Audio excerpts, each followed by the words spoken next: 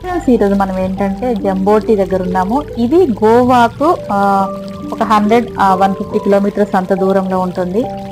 ఇక్కడ చూడండి గ్రీనరీ ఎంత బాగుంటుందంటే అసలు అబ్బా, వర్షము చిటపట పడుతూ ఉంది. అప్పుడే పడుతుంది, అప్పుడే ఆగిపోతుంది, ఎండ కనిపిస్తూ ఉంటుంది. చూడండి ఎంత బాగుందో. ఇప్పుడు మళ్ళీ చూడండి ఎండ వచ్చింది.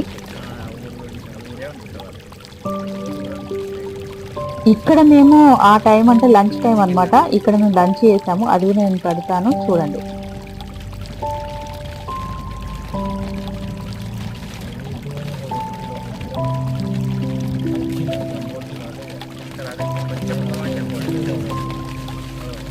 ఊర్లోనే